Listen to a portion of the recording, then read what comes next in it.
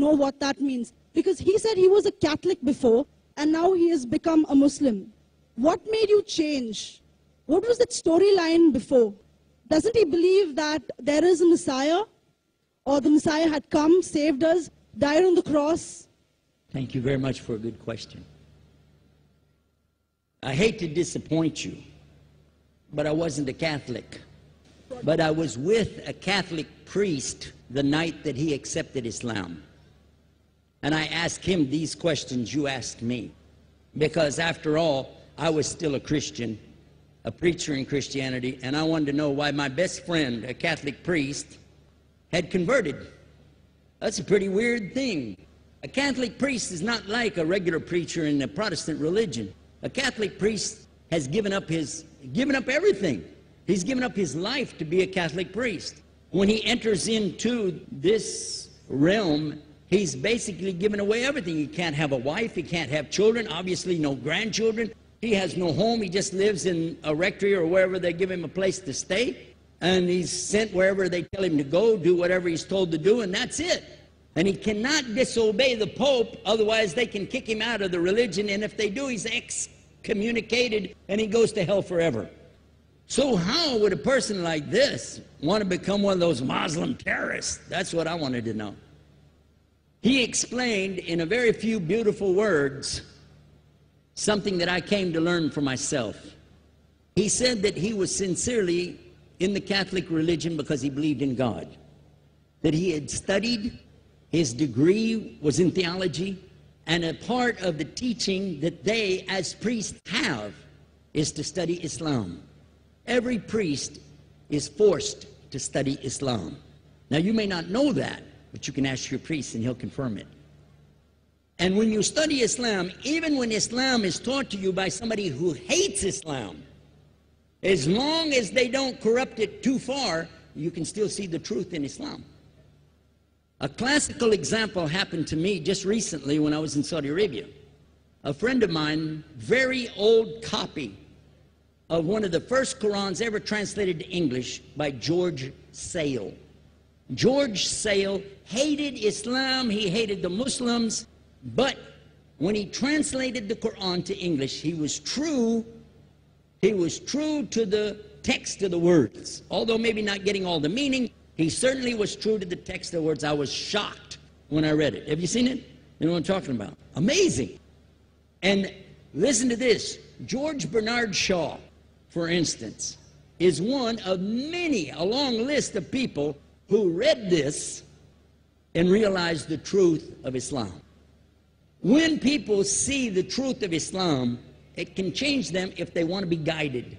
If they want the truth, it can change them. You might think, I'm a Catholic, I'll never be anything but a Catholic. But I'm going to ask you a question, and I want you to be honest. This is not for you to, start a debate, but just be honest. Was Jesus a Catholic?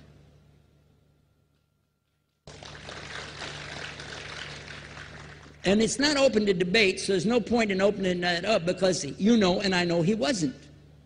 The Catholic Church was in business about 300 years before Jesus was born.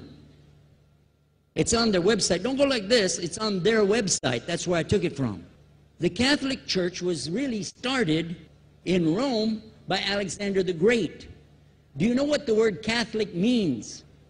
It means universal. It was the universal church for the Roman Empire. If you didn't join it, you could not be a Roman citizen. And it was opposed to the teachings of Judaism and opposed to the teachings of the early Christians for more than 200 and some years. And they were diametrically opposed to each other to the extent that it was the Romans killing the early Christians. Now, if you understand that and you go to their website and read, they didn't even take over Christianity until the year 325 AD. And when they did, they changed a lot of things, again, referring to their own website. But if you want to check it in Britannica or Americana or grow your encyclopedias, go ahead and read about the Catholic Church.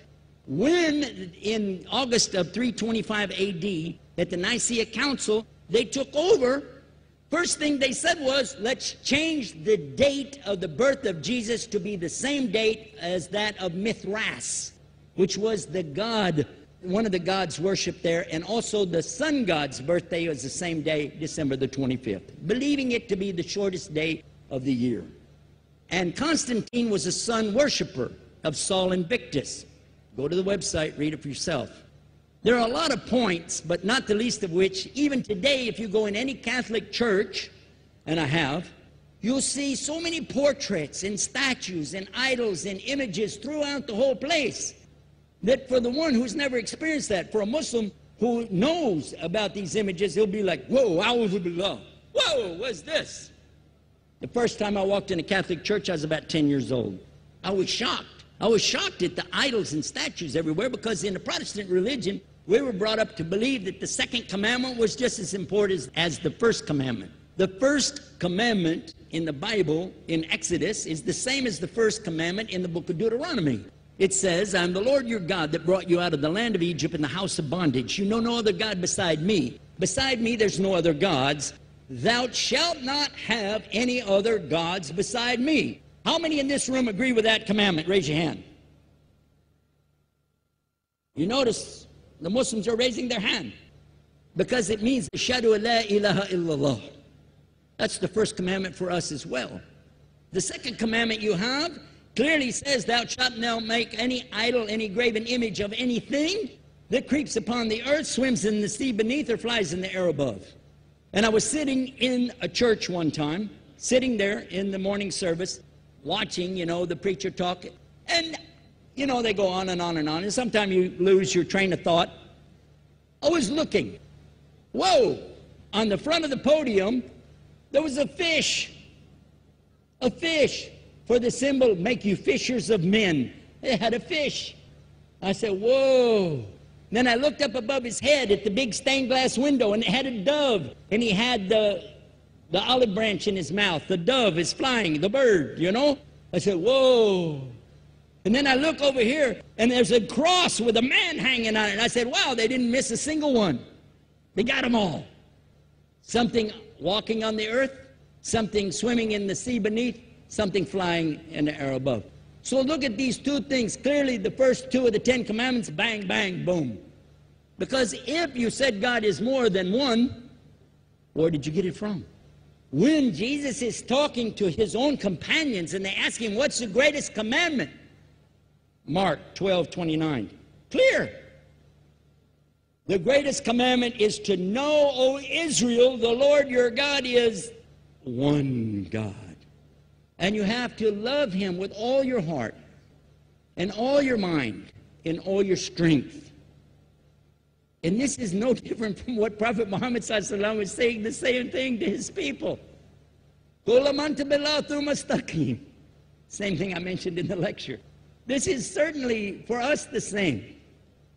So what you see is Muslims practicing the commandments, and you see people claiming the commandments but practicing something else.